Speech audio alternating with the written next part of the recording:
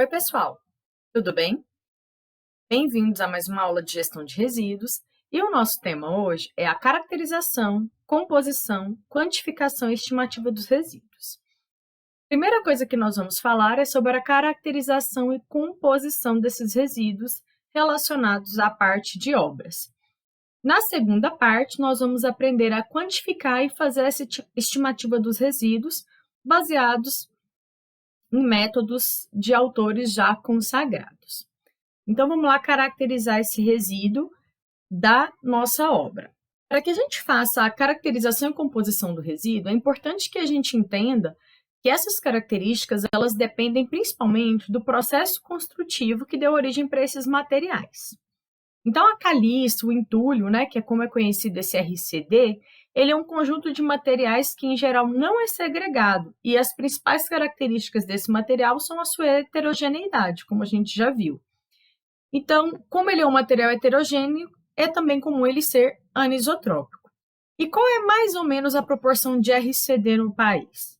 59% do RCD é proveniente de reformas, em torno de 21% de prédios novos e 20% de casas nas residências novas. Então, a partir disso, nós vamos trabalhar algumas características desses materiais. Vamos começar falando do processo construtivo ou das fases de obras. Para isso, nós vamos levar em consideração a correlação com os aspectos de geração de resíduos de construção, considerando os processos construtivos convencionais brasileiros associados a obras de construção civil leve, ou seja, a obras de edificações. Em alguns casos, vamos exemplificar algumas outras obras, mas de forma geral, vamos trabalhar com esse processo construtivo leve. Então, a primeira etapa é a mobilização e instalação de canteiro e os serviços preliminares. E aí, para isso, a gente vai relembrar do que a gente aprende lá em Técnicas da Construção Civil, lá em TECOM. Então, a primeira coisa que a gente aprende, é a parte de serviços preliminares, instalação de canteiro de obra. Então, dependendo do terreno escolhido para a implantação da obra, pode ser gerada uma quantidade, uma diversidade de resíduos, tá? Esses serviços eles não vão implantar somente a obra prevista, mas eles também implantam as estruturas indiretas. O que é isso? São as estruturas de canteiros de obras. Então, para que a gente considere essa mobilização inicial, a gente vai levar a colocação de placa de obra, execução de ligações provisórias de água, esgoto, energia, telefone, a colocação de tapume, montagem de grua, elevador, se for necessário, a instalação de estande de vendas. Ainda vamos levar em consideração a execução dos bandejões, quando forem necessários, os bandejões fixos e móveis, o entelamento da edificação, se for necessário, colocação de balancim, locações e algumas outras atividades que estão ligadas a essa parte de instalação do canteiro e serviços preliminares. Como principal resíduo dessas etapas, a gente tem sobras de madeira, cerâmica, gesso, plástico, que são oriundos dos processos de montagem e desmontagem de barracão, estande de vendas, placa, dos bandejões ou até mesmo do entelamento. E a gente também tem os resíduos oriundos dos processos de instalações, tanto elétricas quanto hidráulicas. Então, nós temos sobras e restos de fios, elétricos ou de telefones, de canos. E a maioria dos resíduos dessa etapa, eles são recicláveis, mas eles precisam ser segregados, armazenados e destinados visando esse reaproveitamento. Uma outra coisa que é muito importante ressaltar é que hoje nas obras urbanas vem se utilizando a adoção de tapumes metálicos no isolamento do canteiro de obras, diferente dos tapumes de madeira. Eles têm a maior vantagem de durabilidade e um reaproveitamento maior. Então, ao invés desse uso aqui dos tapumes de madeira, hoje normalmente o pessoal usa esses tapumes metálicos. E isso gera uma grande vantagem econômica para a obra também. Uma outra observação importante é que hoje nos canteiros tem-se também a utilização de containers devido à redução de espaços. Então, esses containers também reduzem significativamente alguns resíduos dessas instalações provisórias que são construídas. Aqui nessa foto a gente pode ver a instalação dos bandejões e do entelamento. Então, esses resíduos aqui, eles normalmente são gerados na obra e é importante também levar essa consideração.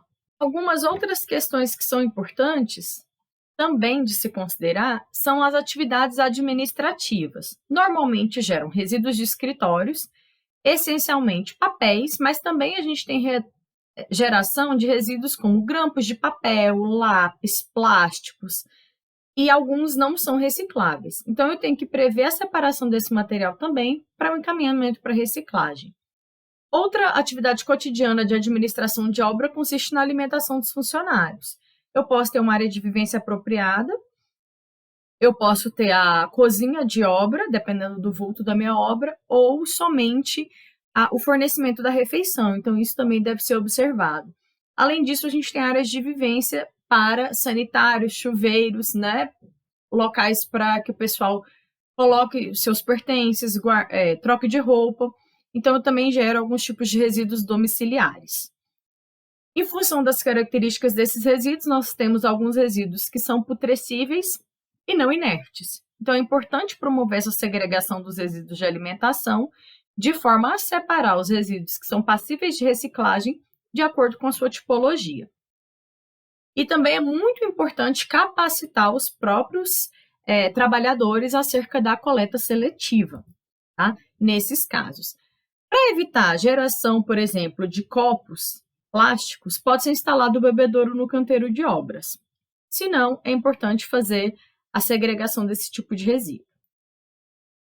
E além das atividades cotidianas, nós temos ainda o recebimento de materiais, que muitas vezes vão vir embalados em papelões, papéis ou outros materiais. É exemplo de cimentos, pisos cerâmicos, pastilhas. E além disso, a gente tem ainda os resíduos decorrentes de transporte ou do próprio armazenamento desses materiais, como os pallets. Então, essas embalagens, elas podem ser retornadas, né, como subsídio ao transporte para o gerador, ou muitas vezes elas permanecem na obra. E é importante também verificar o destinamento das lâmpadas, que também tem que ser planejado. Então, a gente pode trabalhar com a devolução desse pallet, ou se eu necessito dele para o armazenamento na obra, depois eu vou ter que lidar também com esse tipo de resíduo. Uma outra atividade muito importante é a escavação e a terraplanagem. A geração dos resíduos de serviço de terraplanagem, ela vai depender muito do corte e aterro que a gente está realizando, e também do que vai ser trabalhado na obra.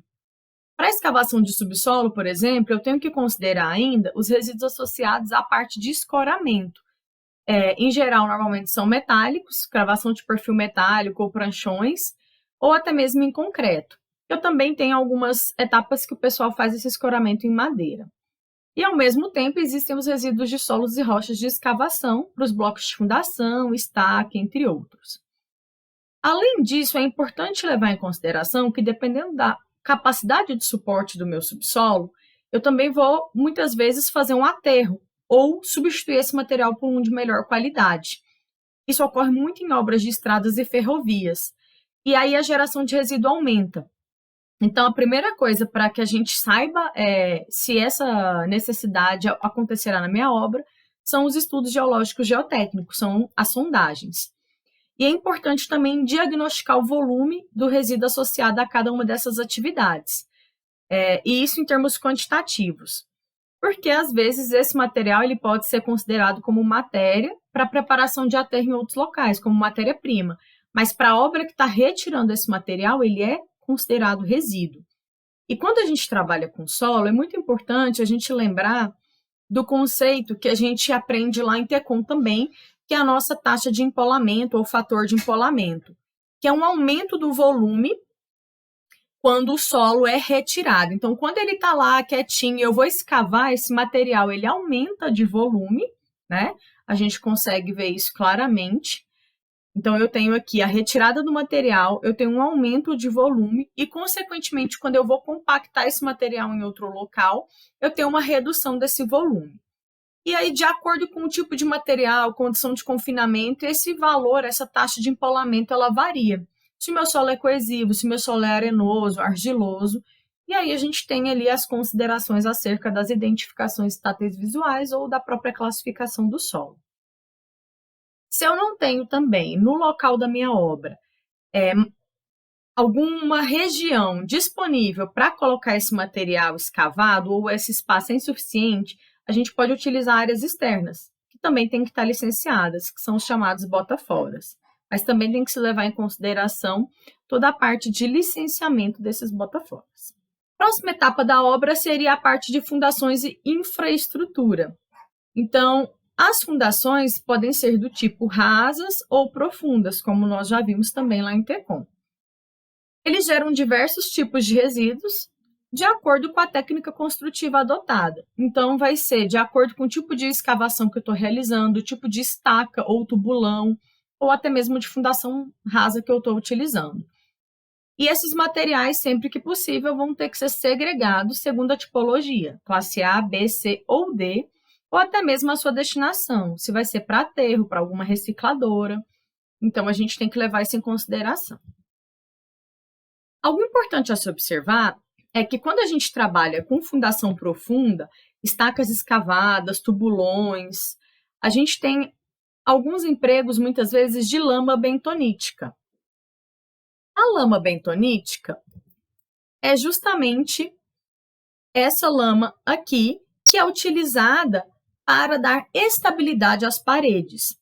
E é muito comum que essa lama possa ser contaminada por solo durante o processo. E aí a gente também requer tratamento específico para o seu reuso, e isso deve ser levado em consideração. Aqui a gente tem um exemplo de um tubulão que é executado com o uso aqui de lama bentonítica. Então isso também tem que ser levado em consideração. Eu vou levar em consideração se eu estou fazendo radier, se eu estou fazendo sapata, para fazer essa segregação e classificação dos meus resíduos também. Quando a gente vai para a parte de superestrutura, nós temos a forma mais comum de executar superestrutura como concreto armado. Pode-se também utilizar sistema de alvenaria estrutural. E aí, nesse caso, algumas considerações devem ser realizadas. Hoje, cada vez é mais comum o uso de peças pré-fabricadas de concreto armado. Antes, elas eram moldadas em loco. Hoje, a gente tem um processo de industrialização desse setor. Isso facilita o gerenciamento do resíduo associado ao processo de concretagem, porque eu tenho isso restrito a uma fábrica que vai poder fazer uma segregação melhor com o mínimo de contaminação desse resíduo, visto que ela já trabalha somente com esse tipo de fabricação. E também ela tem um maior aproveitamento das formas desses materiais, porque essas formas tradicionalmente que eram de madeira vêm sendo substituídas aí por formas metálicas ou plásticas, e também repercute de forma positiva no volume de resíduos gerados na nossa obra. A gente ainda tem que considerar que muitas vezes, quando a gente usa madeira para formas, eu emprego ali óleos para utilização como desmoldante ou próprios desmoldantes químicos ou até mesmo açúcar que o pessoal vem utilizando. Isso pode gerar uma contaminação química da forma que pode inviabilizar alguns processos de reciclagem da madeira. E em relação ao sistema de alvenaria estrutural, os principais resíduos associados estão ligados à quebra e assentamento dos blocos. A própria lavagem de betoneira, que gera algum resíduo de concreto ou argamassa, que são considerados, e as próprias embalagens dos sacos de cimento. Esses resíduos também precisam ser segregados, armazenados e destinados, visando o reaproveitamento. Lembrando que os resíduos de concretos e argamassas podem ser utilizados, como agregados. Então, a gente tem ali toda essa segregação separada que deve ser realizada quando a gente trabalha com esse tipo de material. Quando trabalhamos com escoramentos para lajes e vigas, o sistema mais comum de escoramento hoje utilizado é o escoramento em madeira, principalmente no Brasil. Quando eu tenho construtoras grandes e obras maiores, a gente utiliza ainda sistemas mais limpos e rápidos, que são escoras metálicas, que são as mais utilizadas. Hoje a gente não precisa de ter esse espaço na obra, as empresas fazem a locação e depois a gente já faz essa devolução, mas quando eu emprego escoras de madeira, eu tenho ali uma maior geração de resíduo, independente dela ser mais ou menos sustentável do ponto de vista econômico-ambiental do que uma escora metálica. O resíduo de construção associado, então, estão ligados a madeiras e pinos metálicos, que são basicamente resíduos classe B, mas que também devem ser segregados de forma a separar a madeira do resíduo metálico. A próxima etapa que nós vamos falar é a parte de impermeabilizações. Alguns serviços de impermeabilização vão gerar resíduos perigosos, que são oriundos dos próprios produtos empregados para a impermeabilização, seja ela asfáltica ou não, e isso está ligado à impermeabilização de lajes de cobertura, banheiro, piscina, estruturas. E eu tenho, normalmente aqueles filmes plásticos ou de borracha oriundos de produtos provenientes de resíduos do petróleo. E quando eu posso reaproveitar isso? Quando eu vou utilizar o restante desse material para uma outra obra, de forma que no final vai me sobrar somente uma lata vazia. Rolos, pincéis e tintas contaminados também vão ter que ser descartados como resíduos perigosos e dada a sua destinação correta. Existem também as impermeabilizações poliméricas, que são impermeabilizações com bases cimentícias, que aí geram outro tipo de resíduo. Então, é importante também fazer essa segregação segundo o material que eu estou utilizando. Independente de ser uma manta asfáltica, um impermeabilizante à base de betume ou uma impermeabilização polimérica, eu vou fazer essa consideração. Tá? E aqui a gente tem um exemplo bem simples, da impermeabilização em todos os seus aspectos. Em relação à etapa de cobertura, pessoal, elas podem contemplar os telhados, os terraços, as caixas d'água, bases para os sistemas de comunicação, antenas. A gente ainda tem floreira, calha, rufo. Então, quando eu falo cobertura, eu não estou falando somente do madeiramento e das telhas. Eu estou falando de até mesmo lajes técnicas, como a gente vê aqui na nossa imagem à esquerda, onde eu tenho uma laje técnica, às vezes, para instalação de painéis solares ou fotovoltaicos, instalação de ar-condicionado. Então, a gente tem que levar em consideração esses empreendimentos e os resíduos que vão ser gerados nessas lajes técnicas. Em geral, são resíduos classe A ou B, que também podem ser retornados aos fabricantes ou prestadores de serviço, e as suas sobras podem ser encaminhadas para reciclagem. Importante fazer o levantamento do tipo de material que está sendo utilizado. Então, se eu estou utilizando uma telha cerâmica ou uma telha metálica, se eu estou utilizando escoras, a estrutura de madeira, se eu estou utilizando uma estrutura de telhado metálica, então tudo isso tem que ser feito esse levantamento.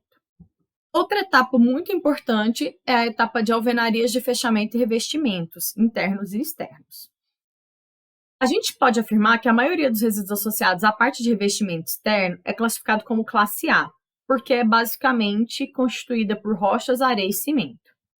Mas eu também tenho que considerar os resíduos associados a tintas, corantes e adesivos, que por vezes podem ser tóxicos ou inflamáveis, sendo classificados então como os resíduos perigosos. A etapa construtiva de alvenaria de fechamento e o processo de acabamento, ele pode ser considerado um grande vilão da área de geração de resíduo. Mas também é uma grande oportunidade para que a gente possa otimizar os processos construtivos e isso possa repercutir positivamente na questão do resíduo. Por quê? Além dos blocos cerâmicos e de concretos que vão compor essa alvenaria, eu ainda tenho a parte dos revestimentos de paredes e tetos, que normalmente vão empregar pisos, azulejos, principalmente áreas molhadas, ladrilhos de mármore ou de granito, que normalmente são assentados com argamassas ou grampos, e eu ainda levo em consideração chapisco, emboço e pintura, que também geram resíduos. E é também ainda comum o uso de gesso desempenado após a preparação de alvenaria, inclusive em tetos, e em alguns casos até mesmo como reboco ou emboço na minha alvenaria. Em revestimento externo, normalmente a gente vai utilizar pastilha cerâmica, alguma fachada envidraçada ou com ladrilho de alguma rocha ornamental, e também é muito utilizado hoje a monocapa. A monocapa, ou o revestimento monocamada, ela poupa as fases de argamassa de embolso, reboco, pintura e textura. E ela também reduz o desperdício de material e o prazo de execução de obra. É muito comum na Europa, pouco comum no Brasil, mas a gente tem aí alguns usos. Os RCDs associados a essa fase da obra basicamente são sobras, recortes de pisos, pastilhas, azulejos, preparos de argamassas classificados como classe A. Temos ainda a parte de embalagens, classe B. Sobras, recortes de placas de gesso acartonado ou vidros, classe B. Estopas, panos, rolos e pincéis contaminados, a depender ali do tipo de contaminação, eu vou ser classificado como classe C ou classe D. E além das latas de tinta, ceras e vernizes, que nós já vimos. Se eu tiver somente um filme seco desse material, eu posso considerar ele como um resíduo metálico. Se eu ainda tiver restos, ele vai ser considerado como um resíduo perigoso, portanto, um classe D. Então, isso é importante de ser considerado. A etapa de muros em alvenaria, ele também contribui com a geração de resíduos de construção ou demolição pelos resíduos de blocos cerâmicos ou de concreto, e também do revestimento, seja chapisco, embolso, pintura, cerâmica. Esses resíduos são, na maioria, resíduos classe A, que podem ser reaproveitados como agregados, como nós já vimos, e a quantificação se dá principalmente na fase de construção. O que eu vou levar em consideração? A eficiência da minha equipe e o método construtivo associado, que leva a uma maior ou menor geração de resíduo devido ao desperdício e gasto de material. Ainda em relação aos muros, deve ser feita a consideração no caso quando os muros são demolidos. Eu não vou precisar contratar uma equipe executora, a menos que haja a possibilidade do reaproveitamento dos blocos ou de algum material que esteja composto nesse muro. Então, a primeira coisa é investigar e considerar os métodos empregados para desconstruir, para demolição. Do contrário, esses materiais que compõem o muro vão facilmente se misturar, o que dificulta a segregação e a reciclagem individual futura desses materiais. Lembrando que a gente leva sempre em consideração, quando eu estou trabalhando com classe A, ainda a segregação dos resíduos cinzas e dos resíduos marrons. Isso também é importante de ser considerado. Em relação às instalações elétricas, hidráulicas, eletromecânicas de lógica ou gás, esses serviços são normalmente geradores de resíduos classe B ou D. Os RCDs associados a essas instalações são decorrentes de sobras ou recortes de materiais. Então, tubos, condutores, eletrodutos, algumas louças que são quebradas, algumas alvenarias que são cortadas. Eu ainda tenho isolante térmico, fita de vedação, trilho, parafuso, prego e ainda o engraxamento ou lubrificação de partes dessas estruturas, que também podem gerar materiais altamente perigosos, inflamáveis e tóxicos. Boa parte dos materiais considerados classe B, eles podem ser reciclados e vão dar origem a novos eletrodutos, ligas ou peças metálicas. Eu ainda tenho também os resíduos que podem ser considerados como resíduos classe A. Algumas louças cerâmicas que são quebradas, os rasgos das paredes. Agora, os resíduos perigosos ou materiais que foram contaminados com esses resíduos perigosos, eu tenho que vislumbrar um destino adequado, que vai ser uma reciclagem ou um aterro industrial de classe 1.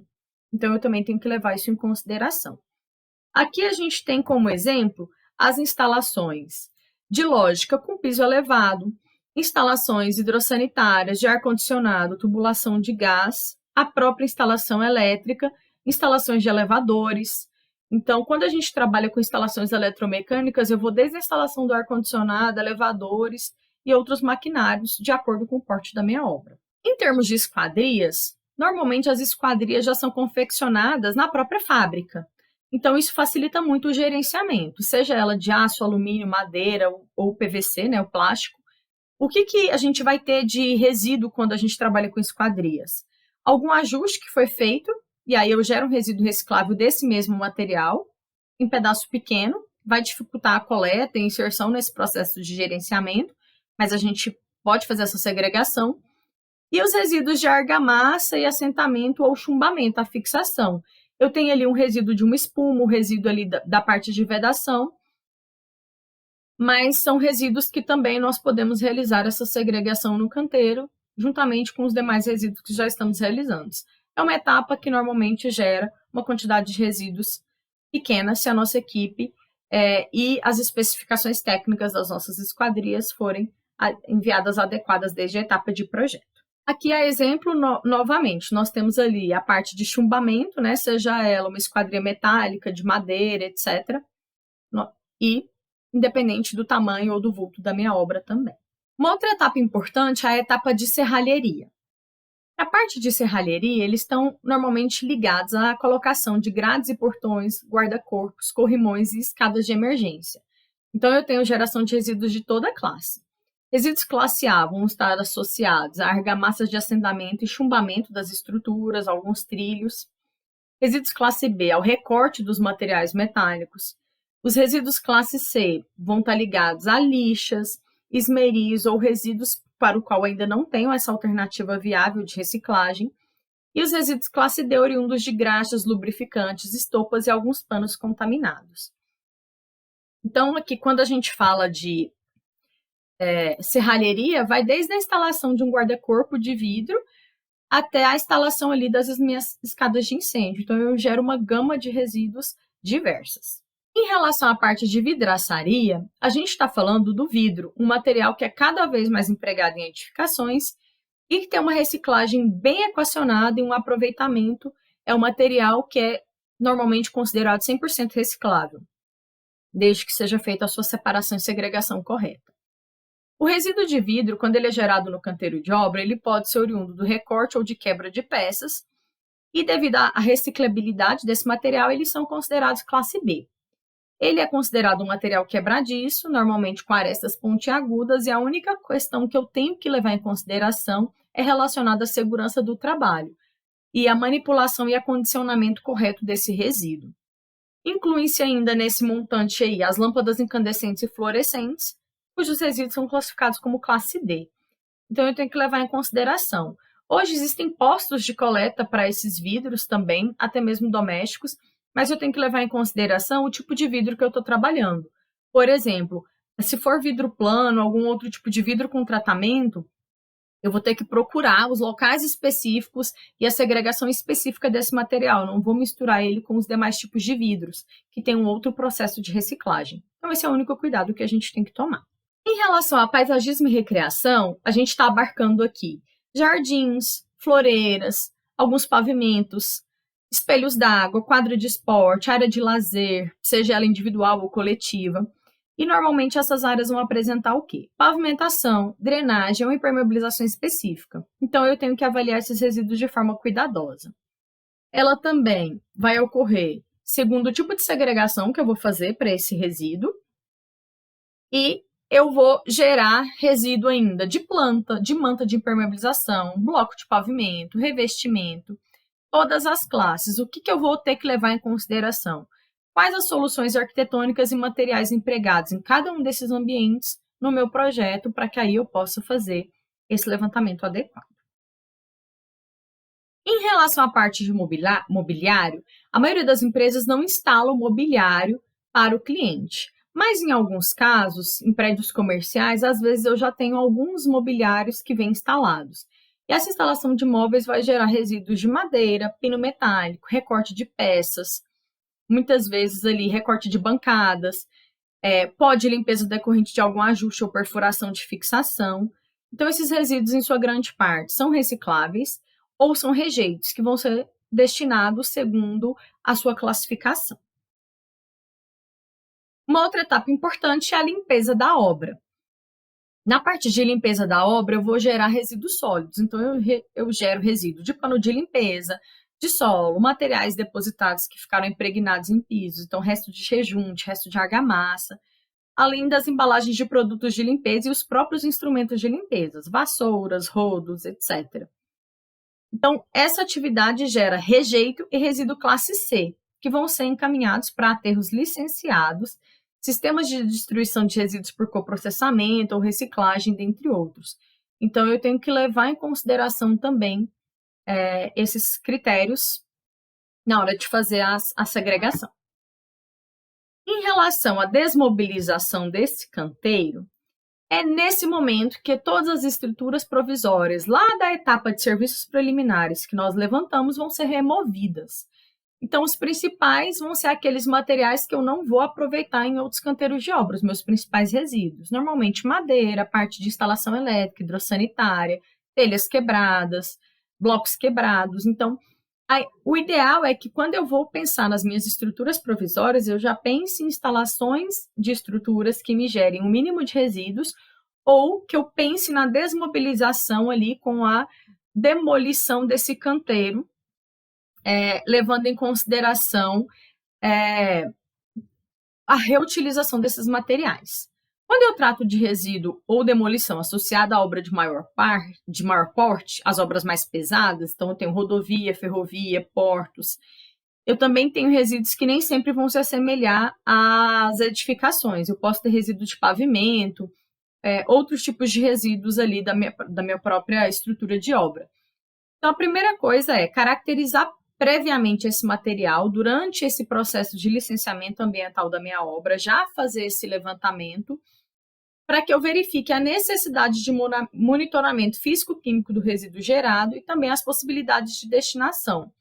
Existem algumas obras que, quando a gente vai fazer demolição, eu tenho que ainda levar em consideração se ela ficou em contato com aquele resíduo que é perigoso, que vai contaminar, e aí ele não tem mais essa possibilidade de reaproveitamento ou de reciclagem. E aí ele vira um rejeito e eu tenho que fazer a destinação no aterro correto. Tá? Então, isso também tem que ser levado em consideração. Uma outra coisa muito importante, que muita gente não leva em consideração, são os resíduos dos equipamentos de proteção. Os resíduos de equipamento de proteção, eles são muito importantes. Por quê? Porque a responsabilidade pelo fornecimento do equipamento de proteção, via de regra, é do empregador. Então, é comum que a minha construtora ou a minha subcontratada, por uma questão até de custo, ele vai controlar a entrega desse equipamento, mediante uma troca. Então, eu recebi uma luva ou uma bota, eu vou entregar aquele antigo para pegar o meu novo. Essa medida, ela contribui para a gerência, além da gerência de custo, para a gerência dos resíduos, porque eu diminuo a incidência de extravio e eu centralizo um ponto de coleta para esses materiais. Centralizando esse ponto de coleta, eu posso fazer a segregação correta também. Existem os EPIs que muitas vezes são contaminados com óleos, graxas, poeiras, em função do próprio uso, e que nem sempre podem ser reciclados. Mas uma segregação correta viabiliza a possibilidade de reciclagem desses materiais. Aqui eu estou mostrando para vocês o diagnóstico de Arten, né, que é um pesquisador em 2013, ele revelou um amplo potencial para a reciclagem de resíduos oriundos de EPI, que atualmente são destinados, via de regra e de maneira conservadora, para os aterros industriais como resíduos contaminados. O que é importante? Aprimorar sistemas de logística reversa, criar mais centros de triagem, áreas de transbordo, né, as nossas ATTs, áreas de triagem e transbordo dos resíduos, simplificar as próprias embalagens dos produtos recebidos na construção, até mesmo as embalagens de EPIs, de modo a viabilizar também o seu descarte. Então, paralelamente para uma mudança de cultura empresarial, eu também preciso de uma disseminação de educação ambiental em todos os níveis hierárquicos de uma empresa e também uma conscientização ambiental coletiva pela própria mídia. Por exemplo, aqui eu coloquei só um pedacinho do estudo, onde eu peguei aqui a função de técnico de segurança do trabalho. E aí no estudo ele tem por diversas funções dentro da construção civil. EPIs básicos: protetor auricular, óculos de segurança, o protetor solar, o bloqueador solar, um calçado de segurança, um capacete de segurança e a proteção respiratória contra a poeira. Aquela máscara mais simples, normalmente aquela azulzinha que a gente usa em obra, que normalmente é considerada. Tipo de material, então ela elencou aqui, né, o autor elencou aqui, o tipo de material de cada um. Se ele é considerado contaminado, ele vai direto para o aterro de classe 1. Se ele não está contaminado, ele vai para um aterro de classe 2A, por exemplo, ou, dependendo do material, ele pode ir para uma reciclagem. Um óculos de segurança, por exemplo. Um óculos de segurança que não está contaminado, que só está arranhado, ou quebrou uma das pernas do óculos, ou quebrou ali um pedaço, ele pode muito bem para uma reciclagem de plástico. O bloqueador solar, ele é plástico ali, a embalagem. Depois que eu já usei, aquela embalagem, ela pode ir para reciclagem, ou até mesmo para um aterro sanitário. O meu calçado de segurança, que tem ali uma diversidade maior de materiais, como o couro, o aço da biqueira, o solado de poliuretano. Eu posso mandar aquele sapato ali para diversas partes, então eu vou separar ali o couro que vai para uma recicladora, aquele aço vai para uma recicladora de aço, até o solado de poliuretano pode ir para uma reciclagem ali do plástico. O meu capacete de segurança, raramente a estrutura do capacete em si, ela está contaminada. O que muitas vezes fica contaminado, digamos assim, é a aranha, a parte interna. Então, normalmente, que é o que se troca, normalmente um capacete de segurança ele pode ir para uma reciclagem de plástico. Então, é importante fazer essa separação e essa divisão. Com essa etapa agora, a partir dos projetos, vocês vão conseguir fazer ali o diagnóstico de quais resíduos são gerados por etapa. Então, se eu tenho ali um projeto específico, eu vou conseguir fazer o diagnóstico e o levantamento dos tipos de resíduos que serão gerados para compor o meu plano de gerenciamento de resíduos. Na parte 2 dessa aula, nós vamos aprender a quantificar esse resíduo, ou seja, a calcular a quantidade de resíduo que é gerado, uma estimativa de cálculo, para que a gente também possa atender os requisitos ali do nosso plano de gerenciamento de resíduos. Vejo vocês na próxima aula. Até lá!